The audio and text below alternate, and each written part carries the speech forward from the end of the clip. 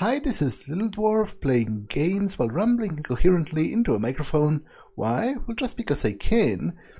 And I continue with The Witcher modded. Now, this will be the final journal episode. It might be really short because I'm not sure how many entries did I gather in chapters 4 and 5. So it is. If it is really short, I might add it to the final episode. But I prefer to have it as a separate one so that you can skip it if you're not interested in it. So let's get to it. Adam. Adam is one of the Murky Water's more interesting residents. He is desperately and hopelessly in love with Alina, but that hasn't helped his poetry a bit. Adam, a young poet in love with Alina, was accused of killing Celina.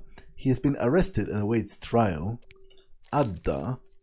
At Leuwarden's reception, I had the chance to meet Princess Adda. Some years ago I relieved her of the Striga curse, and the princess has grown into a pretty, if somewhat wild and spoiled girl. According to the professor's notes, Adda collaborated with the Salamandra. She was behind the counterfeiting of the royal seal and forged the proclamation of the state of emergency. She was promised the throne of Temeria, though in reality Salamandra believed her to be too unpredictable. The organization planned to break the alliance.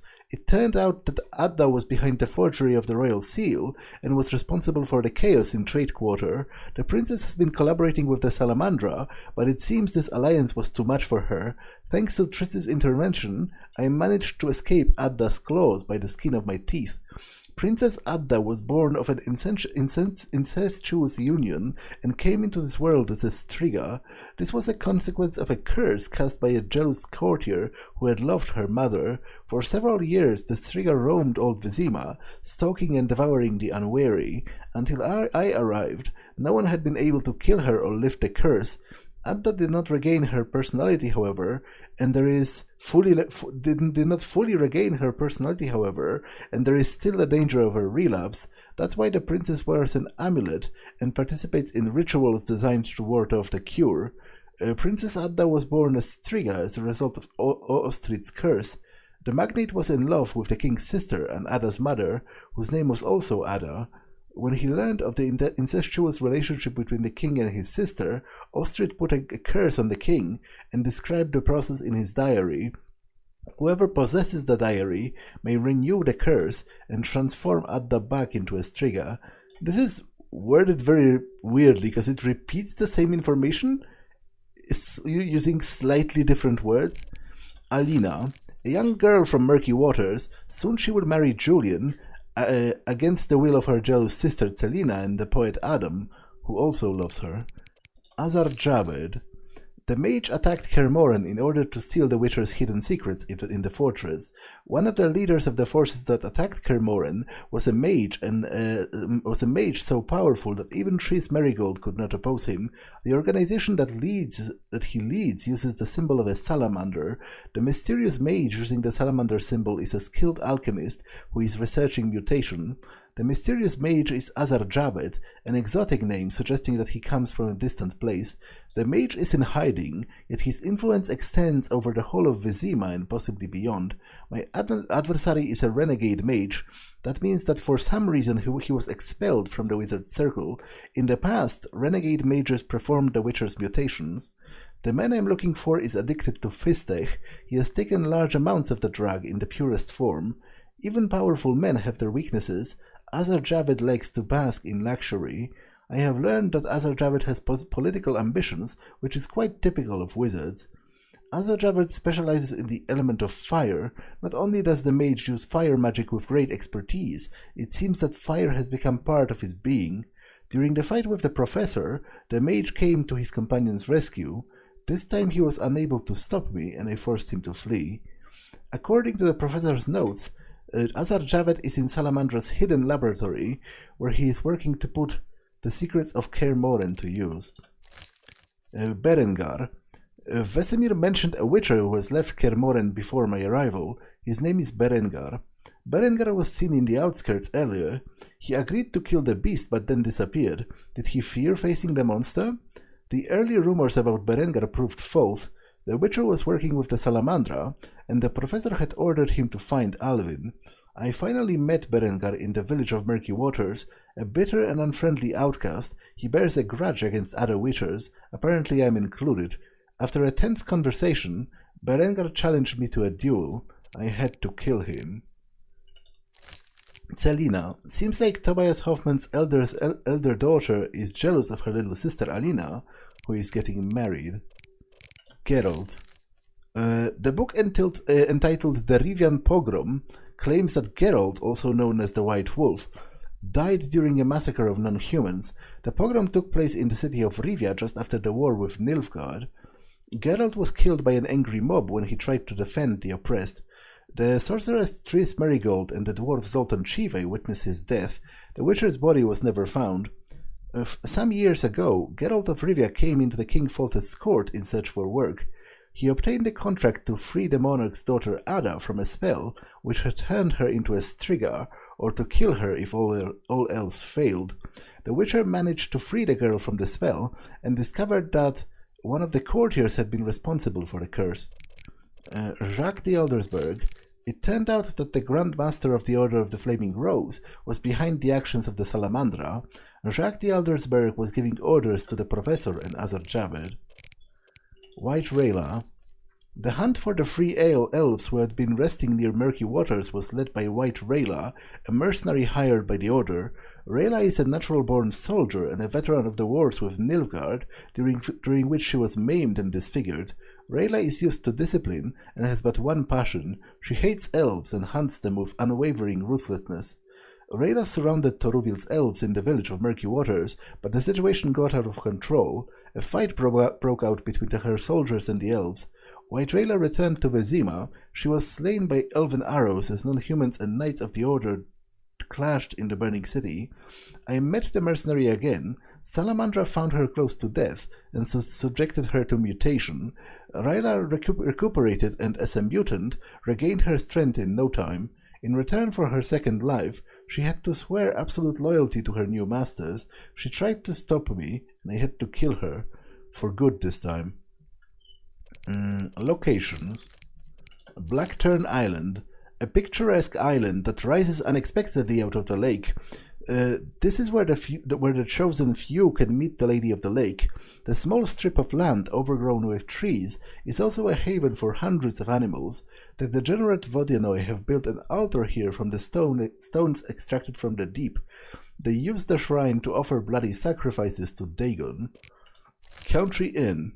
Tired travelers are drawn to the inn by the smell of fried bacon, boiled cabbage, and sometimes even the famous wyvern egg omelets. A soothsayer inhabits the small hut huddled to the side of the tavern. Elven Cave. The cave's smooth walls and floor suggest that the elves currently living here are not its first inhabitants, nor its last. The Fields. In the fields surrounding the village, gold stalks of grain proudly sway in the winds, while the picturesque ruins of an old monastery and a small hermit's hut give the place a fairy tale feel. Recently, this idyllic scene was disrupted by the appearance of noon wraiths, giant centipedes, and devourers. It is astounding how much ancient magic is left in this land. Here stands the Druid Circle, with which the sages can measure time, and according to some, predict the future. Foltest's Castle. The castle was completed around the time when King Foltest's previous seat was taken over by a striga, the product of the ruler's incestuous affair with his own sister. Spacious stone halls, stained glass windows, and vaulted ceilings indicate that dwarven engineering was employed here. King Foltest is a very active ruler and often travels, though when he is in Vizima, he naturally occupies his chambers and generally remains at the castle with his modest court. In the throne room, the king grants audiences to his subjects, be they petitioners or trusted advisors. Lakeside. In the evening, a light breeze from the lake ripples the waters of small inlets. The Fisher King gathers his nets, and a few villagers come by to watch the mirage of the underwater city, seen above the lake's surface thanks to the unusually clean waters, the light of the moon, and a little optical magic. There is also a cave in the area, a refuge for the elven fugitives who live in peace along the inhabitants of the nearby village. Old Manor. The old manor was built long ago and served as a seat for Temeria's rulers until Princess Adda, the daughter of King Foltest and his sister, died at birth and returned to life as a bloodthirsty striga. The king did not want to kill his own offspring, so he and his court moved to the newly built castle. The princess was later freed from the curse, but the manor remained vacant and deteriorated over time. Everything seems to indicate that this long-forgotten place has become a hideout and a base of operations for Salamandra. Old Vizima. Surrounded by a low palisade, Old Vizima conjures the spirit of yesteryear, when even the capitals of powerful nations looked like makeshift collections of wooden thatched huts, and their streets were filled with hens and dirty children. Relocating his seat from the old manor to the royal castle, King Foltest began the long process of converting Vizima from a wooden village into a brick town. The war was merciless to the old Vizima's inhabitants. At its end, the area became something of a ghetto for non-humans. Assimilated elves and dwarves were forced to settle where even the poor did not want to live. Currently, the old Vizima is an arena of skirmishes between the Knights of the Order and the Scoia'tael. Swamp Cemetery. When the royal court was at the old manor, the marshes around the structure were regularly dried and cleared of monsters. An old cemetery dating back to elven times occupies a good portion of the area. Currently, Vizima's main necropolis lies within its walls, and the swamp cemetery has turned into a dangerous haunted place. Entrances to numerous crypts have been flooded by muddy water, and numerous unpleasant creatures lurk among the stinking vapors. Nevertheless, refugees from Old Vizima have found shelter in small caves which litter the marshes. On a hill, among the remnants of an ancient gravestone, stands a decrepit chapel. Funeral rites were performed there once. Beneath it is a vast crypt where members of the royal family were buried. Temple Quarter. The Temple Quarter of Vizima is strangely reminiscent of a quarrelsome, dirty prostitute who, despite her disagreeable appearance and personality, remains somewhat alluring. This might be because of the uncomplicated, illicit entertainment it offers, always a temptation. Beggars, shady characters, scowling poor folk, frustrated non-humans, and of course the ladies occupy every corner. Recently, Vizima's trade quarter was cut off from the rest of the world by the threat of the epidemic. The few city guard patrols that come through here try not to venture too far into the quarter's dark alleys, where brutal deeds take place each night. At the center of Vizima's temple quarter stands St. Lebioda's hospital, the only place of solace for the poor and the plague victims. Along the hospital stands the headquarters of the Order of the Flaming Rose, which tries to combat the local crime. The uprising of the non-humans has changed the temple quarter of Vizima beyond recognition. Fires rage everywhere, and some streets are blocked by makeshift barricades. In many places, the Scoia'tael clash with the Temerian army and the Knights of the Order. Many of the inhabitants have fled to the swamps. Others hide in cellars and houses, praying for a quick end to the rioting. All kinds of missionaries and evangelists are taking advantage of the situation, preaching about the divine wrath and the imminent end of the world. Monsters. Do I have any new? I do. Armored Hound. During the first stage of research, we performed experiments on animals only. Having bred mutated hounds, we are certain that the potion formula is suitable, and if we administer them to human subjects, we will achieve exactly what we seek. Greater Brothers. With pride and full responsibility, I must state that the experiment was successful. The race of superhumans we've bred more than meets our expectations and will satisfy Jacques de Aldersberg. The combination of intelligence, endurance, and brutal force, tamed only by the loyalty to the Flaming Rose, is the future of the world. Greater Mutant. The Greater Mutant has proved to be disappointing, turned out to be a beastly mutant with superhuman strength, terrifying cruelty, and scarce intelligence. Fortunately, our masters were satisfied. The Greater Mutant has its place in their plans. I even think that our master's plan is mainly based on using such creatures. Ifrit. An Ifrit is a minor genie of fire, or as some say, an elemental. It does not fulfill wishes, build palaces, or make anyone rich, but it serves mages who research the element of fire if they can force the creature to be obedient. Ifrits can be captured by a mage who intimately understands the nature of flames and has devoted himself completely to learning their secret. The creatures, with their connection to the element of fire, will judge the summoner, and if they find him worthy, will loyally serve him in all matters. Mutant. It seems that the proposed method of mutation leads nowhere. Fast, agile, and aggressive creatures are born as a result of the transformation. However, they lack intelligence. They are close to animals than men. Of course, that does not mean we will not find any practical use for them. On the contrary, simplified mutating procedures guarantees that we can create many mutants, which are perfect tools for spreading chaos and terror. Mutant Assassin. Unflappable confidence, strength, and courage. These are the Greater Brother's mottos. These are the virtues indispensable for victory, but not sufficient on their own. Basic rules of war must be ignored. While forming new units of knights, we need to remember about auxiliary divisions, which will provide the army with more flexibility on the battlefields around the world. Vodianoi Warrior. The sight of Vodianoi warriors striding ashore is a sign that a transgression has been committed against the fish people. Either the border to an underwater kingdom has been crossed, or a taboo of one of the many Vodianoi religions have been violated. The warriors' primary duty is to guard the underwater kingdom, though when necessary, they leave their domain to seek justice from perceived harm. Both tasks are performed with precision and emotionlessly. They do not hesitate to sacrifice their lives in service to the powers of the deep. Witchmen, which is an entry for witchers.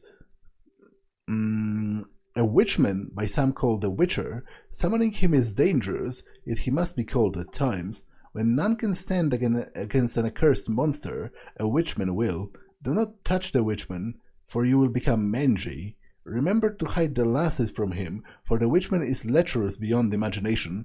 Though the witchman craves silver, never pay him more than the following: a silver penny for a drowner, 2 pennies for a werecat, 4 pennies for a vampire. Now, this is a quote directly from the book. There is a book within the book called Physiologus, I think. It's an old book of lore that an old granny reads from, and that is the entry for the witchers in that book. Formula. Brown oil. Curse your enemy bearing the name of Koramag Ter, the lion-head spider, and dip your blade in the oil. An enemy wounded by the dagger will bleed to death from even the slightest wound. Dagon Sap. The mages of old created the formula for this mutagenic potion, which should, in theory, greatly strengthen a witcher's physicality. The notes indicate that the secretions of a mystical being named Dagon are required to produce the potion. Full Moon. A full moon is an all-purpose potion. Witchers imbibe it before combat when they are not sure what kind of opponent awaits them. The downside to full moon is its high toxicity. Kościej's Core. By using a heart of a Kościej, a legendary alchemical component, the Witcher can create powerful potions which deepen the process of mutation began during the trial of grasses. Ornithosaur Oil. This oil, sometimes called the Basilisk Bane, contains a potion that is deadly to all reptiles. Even the basilisk, which possesses its own venom and is resistant to poisons, cannot withstand the blade coated in this substance. Shrike. The potion of revenge mutates the blood itself. Whoever spills the drop of shrike-laced blood will earn a measure of pain in return. Strika's Urge. The mixture of Strika's heart with common ingredients will result in a mutagenic potion which, when consumed, strengthens the Witcher's abilities, making him even more deadly. Vampire Oil. Whoever seeks to destroy a vampire, to banish him from this world forever, should prepare St. Gregory's Oil, called Vampire Oil by the Witchers. No Fleder or Bruxa can withstand it. Okay, obviously I'm not going to read about the ingredients, I'm just going to sort of click them away for sort of destiny. The poet Dandelion contemplates whether human life is ruled by destiny. Dandelion mentions the law of surprise when a witcher demands from a man rescued on the road that which he does not expect once he returns home. It turns out to be a child born during the father's absence. Witchers take the unexpected children to their fortresses and train them to be their successors. Dandelion also wonders whether love can bind people with bonds of destiny. In no ballad does he provide a clear answer to the questions posed. Many people believe in the existence of destiny, a mysterious force which binds certain people together, determining their fates. According to believers, one can either follow the path of destiny of one's free will or try to resist it, although the latter can bring grim consequences. On the other hand, some feel that destiny is not everything. These people say that something more is needed in order to bind two lives together, even if the rules of fate decide otherwise. Alright, so that's it. Normal gameplay will resume from the next time. That's all for this one, and I will see you in the next one. Bye.